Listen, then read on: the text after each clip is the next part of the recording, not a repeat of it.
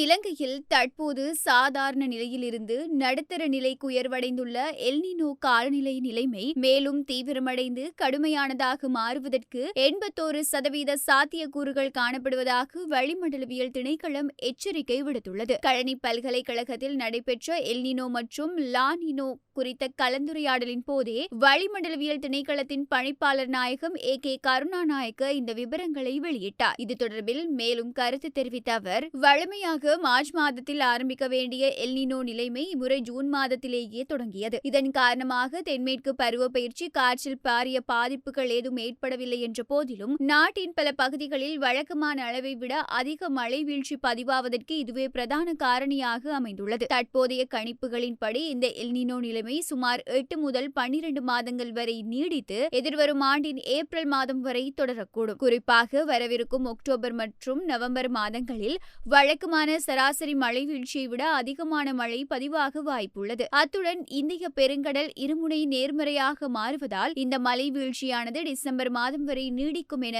எதிர்பார்க்கப்படுகிறது. இருப்பினும் இந்த எல்னினோ நிலைமையானது மேலும் தீவிரமடைந்து கடுமையான நிலையை எட்டுமாயின் எதிர்வரும் ஆண்டில் நாட்டின் மழை வீழ்ச்சி அளவு கணிசமாக குறையக்கூடும் எனவும் அவர் சுட்டிக்காட்டியுள்ளார்.